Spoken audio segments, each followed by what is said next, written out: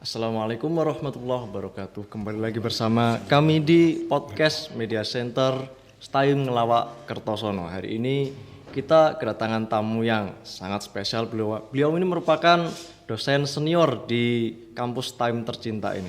Kita langsung sapa saja beliau. Assalamualaikum Pak Solikin. Waalaikumsalam warahmatullahi wabarakatuh. Bagaimana kabarnya hari ini Pak? Baik, alhamdulillah sehat. Alhamdulillah.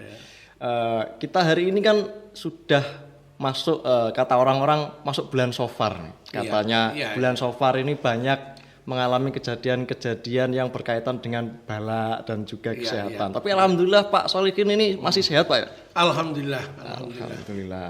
Ya, yang penting sehat itu yang paling penting. Ya. Kali ini kita akan berbincang 15 sampai 30 menit ke depan mengenai generasi unggul. Nah, berkaitan dengan generasi unggul ini menurut Pak Solikin bagaimana menghadapi permasalahan-permasalahan generasi milenial atau generasi Z saat ini?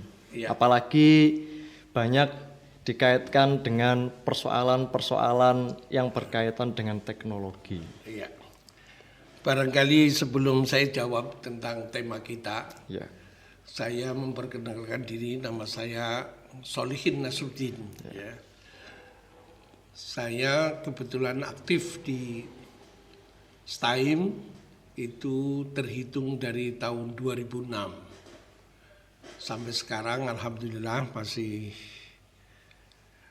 bertahan dan masih aktif, dan posisi saya di samping dosen di ekonomi syariah, prodi ekonomi syariah, saya juga ditempatkan untuk jabatan wakil ketua bidang 4. Nah, saya ingin menyampaikan bahwa memang lazimnya di perguruan tinggi itu biasanya ada waket 1, waket 2, waket 3. Biasanya cuma 3. Di STAIM ini lagi. Ada tambah 1. Gak tahu ini pertimbangan dari kebijakan dari yayasan yang rupanya memandang perlu tentang posisi waket 4. Kenapa? Saya pernah tanya, kenapa harus ada waket 4? Itu biasanya dirangkap di waket 3. Jawaban dari ketua yayasan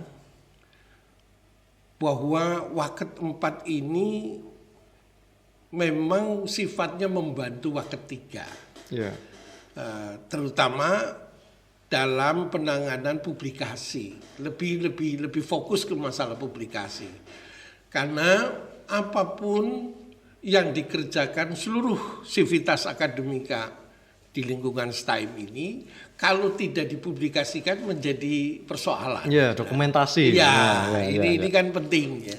Ini penting. Kemudian, kalau itu selama ini dirangkap termasuk menjadi tanggung jawabnya waket 3 bidang kemahasiswaan, ini kadang-kadang kurang maksimal.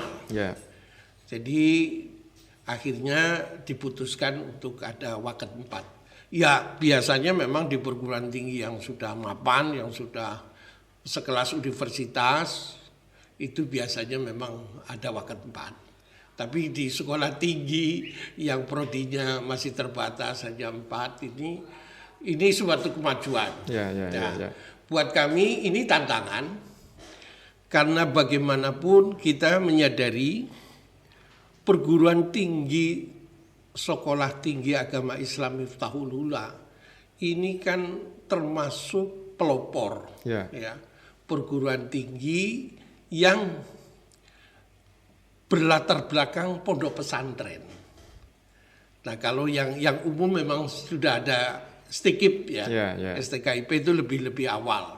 Tetapi kalau yang berlatar belakang agama Islam dan dimotori pondok pesantren, ya di STAIM ini sebagai pemula waktu itu. Nah, ini makanya kaitannya dengan tema kita, mempersiapkan generasi unggul, ini menjadi sangat penting, sangat harus mendapatkan perhatian khusus.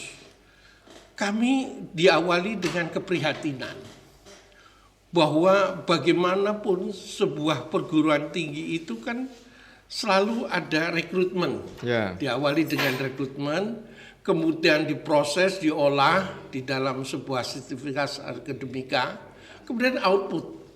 Setelah output baru outcome. Ya.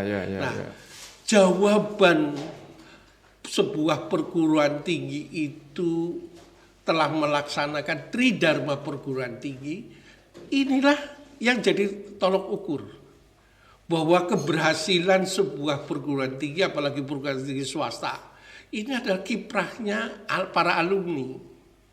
Nah, kaitannya dengan mempersiapkan dengan generasi unggul itu bagaimana fungsi STAIM ini secara maksimal bisa mempersiapkan generasi unggul calon pemimpin masa depan. Ya. Ini titik beratnya di situ, Mas. Jadi makanya ketua yayasan punya inisiatif itu. Bisa dikatakan ini STAIM menjadi sebuah kingmaker. Nah, gitu. Ya. Kalau mohon maaf, ada perbedaan, Mas.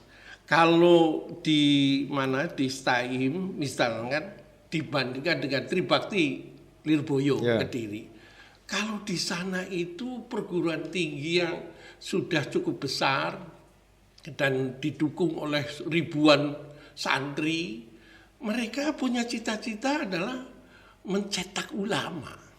Nah, kalau kita itu, kalau bisa itu paling tidak generasi yang unggul lah, bisa berkiprah di masyarakat, ilmunya manfaat di tengah-tengah masyarakat. Jadi sederhana itulah, tidak terlalu muluk-muluk. Inilah yang kelihatannya bisa kita tampilkan. Kita ingin mewujudkan bahwa STAIM berikhtiar untuk bagaimana mempersiapkan generasi unggul, di mana rekrutmennya kalau yang ideal itu mungkin lulusan SLTA baik dari aliyah maupun dari SMA, itu mungkin faktor keagamaannya masih lemah. Nah, di sini kita godok di STAIM ini. Mudah-mudahan ikhtiar ini menjadi jawaban bahwa generasi unggul itu yang harus diupayakan, harus diusahakan semaksimal mungkin. Jadi seluruh dosen bekerja sama bahwa kebijakan ini adalah sebuah langkah yang strategis untuk mempersiapkan generasi penerus bangsa ini. Jadi ini saya kira gitu, Mas, ya, yang untuk yang latar belakang. Lalu begini, Pak, berkaitan dengan generasi unggul ini perlu dideskripsikan ulang sebenarnya dalam menghadapi situasi yang semacam ini kan, apalagi era revolusi industri, orang ini kan dalam bekerja. Kalau bicara mengenai outputnya mahasiswa nanti kan kompetisi di dunia kerja kan sangat kompetitif gitu, Pak. Nah, inovasinya seperti apa? Jadi begini, berbicara tentang strategi dan inovasi yang bisa dilakukan oleh sebuah lembaga yang namanya STAIM ini, kita berangkat dari surat An-Nisa ayat 9. Oh iya, yang menarik ini. Ini dinyatakan firman Allah di dalam surat An-Nisa ayat 9. A'udzubillahi minasyaitonirrajim. Wal yashalladzina taraku min khalfihim dzurriyyatan dhi'afa. Ini menunjukkan bahwa Allah sendiri itu mengkhawatirkan bahwa jangan sampai kita sebagai khalifah di muka bumi manusia ini mewariskan generasi yang lemah. Ini perintah loh, bahwa itu kekhawatiran, ada sebuah keistimewaan di ayat ini. Sudah terprediksi dalam Al-Quran. Iya, betul. Gitu. Nah, untuk itu kata kuncinya adalah membangun SDM. Kalau bahasa dari periode ekonomi syariah itu SDI, sumber daya insaniah. Oh, ya. Ini Nah, kata kunci ini jawabannya adalah bagaimana membangun SDI tadi, sumber daya insaniah yang mapan, yang cerdas, yang unggul. Jadi sesuai dengan bidangnya masing-masing. Tetapi pesan dari ayat ini bahwa dzurriatan itu kan tidak statis. Ya. Artinya bahwa keturunan itu jangan sampai kamu melahirkan generasi yang lemah. Ayo kita harus bangkit, mempersiapkan diri bahwa yang bisa merubah kondisi itu adalah kaum itu sendiri, manusianya. Ya. Tentu kita tidak boleh sombong, jangan mentang-mentang kita dibekali oleh Allah dengan pikiran yang sehat, akal yang cerdas, terus mengejampingkan takdir Allah. Tidak. Ya. Kita punya kewajiban untuk mempersiapkan diri tadi, mencari ilmu setinggi-tingginya. Sains dan teknologi tadi menjawab tantangan itu tidak bisa lepas. Generasi milenial, generasi tadi Z generasi Z. Ini kan harus dipersiapkan melalui jalur akademik yang kita tekuni setiap hari, insya Allah bisa menjawab tantangan itu. Kalau kita kembali dengan tadi outputnya sumber daya insaniah atau SDM, sumber daya manusia, output atau outcome-nya dari STAIM, Sekolah Tinggi Agama Islam, ini boleh ada percaya atau tidak, 70% lulusan dari kami ini, dari STAIM itu banyak berkiprah, kalau tidak jadi guru agama, di kantor KUA. Itu fakta. Bahkan sudah banyak yang menduduki kepala KUA. Kemudian bagi mereka yang berwira swasta, ekonomi syariah ternyata itu juga bermanfaat. Ini Jadi kalau inovasinya itu biasanya kita melakukan pendekatan dengan alumni yang sudah berhasil. Banyak loh. Ada yang buka perwirausahaan tentang penjualan HP, handphone dan sel itu alumni lawak gitu. Itu luar biasa. Sekarang sudah punya cabang di mana-mana. Ini kita tarik mereka untuk memberikan pengetahuannya, pengalamannya kepada mahasiswa-mahasiswa baru. Kemudian kita memanfaatkan kalau ada waktu untuk magang. Kita lepas di KSP, Koperasi Simpan Pinjam, terutama yang berbasis syariah. Itu kita lepas agar mereka jadi tahu tentang wirausaha itu bagaimana. Dan saya juga merasa bangga ada beberapa mahasiswi di beberapa kecamatan ini, di Patianrowo, di Kertosono, ada juga di Baron itu, yang memang dari awal mereka sudah senang berwirausaha. Memang lewat online. Sekarang itu sudah lewat online Jadi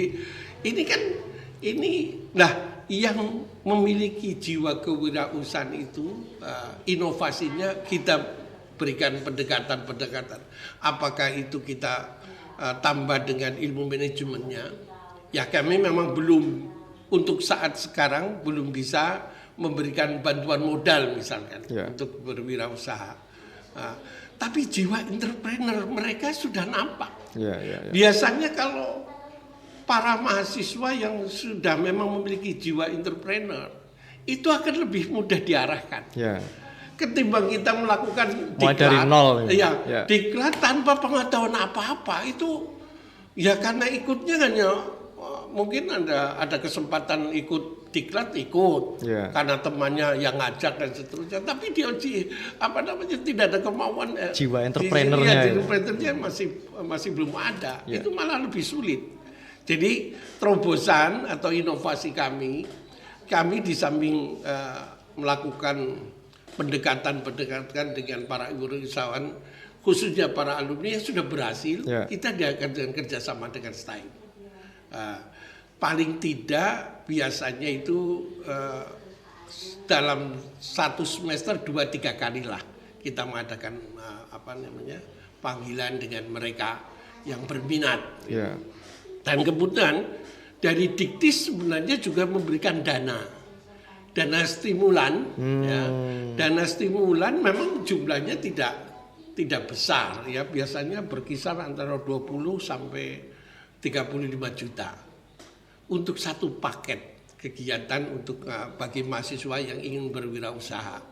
Nah, pengalaman yang sudah pernah dilaksanakan di STAIM itu ada mahasiswa yang tertarik dengan beternak lele. Ya. Bahwa di awal-awal ini cukup berhasil. Nah, rupanya terlena dengan keberhasilan itu kemudian pengembangan yang dengan skala yang lebih besar. Ternyata gagal. Ya, ini fakta yang harus saya sampaikan. Nah, dari sini kami bisa mengambil kesimpulan bahwa lebih baik kita memberikan bantuan modal kepada mahasiswa yang sudah berjalan. Sudah berhasil. Sudah berhasil. Ya. Jadi kita memberikan tinggal sifatnya pengembangan. Bisa dikatakan investasi begitu lah. Nah, ini kelihatannya yang yang kedepannya yang mau dikembangkan itu, terutama dari ini programnya dari Prodi Ekonomi Syariah. Ya, mudah-mudahan itu bisa. Ini ikhtiar kita ya. Ikhtiar kami dari pimpinan bahwa memanfaatkan anggaran dari yang bersifat itu stimulan, ya, walaupun sedikit, ya, tapi itu tadi kepada anak-anak mahasiswa yang berminat berwirausaha jauh lebih baik ketimbang yang dari nol pudul istilahnya ya. Kalau belum ada jiwa entrepreneur yang tumbuh gitu malah. Ya.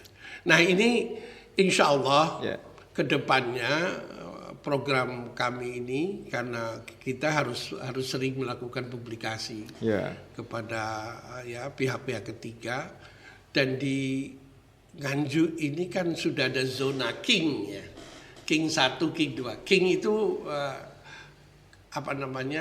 kawasan industri Nganjuk.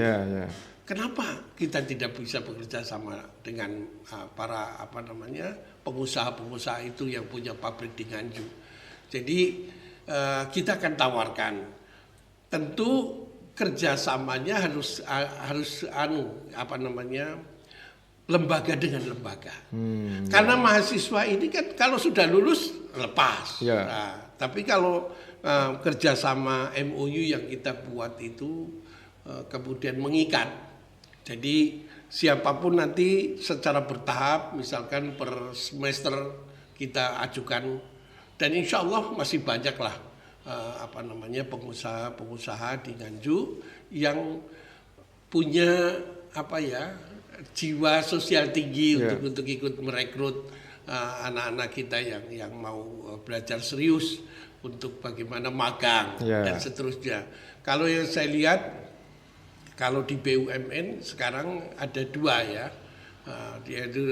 di PT Pos, dan satunya lagi di Pegadaian.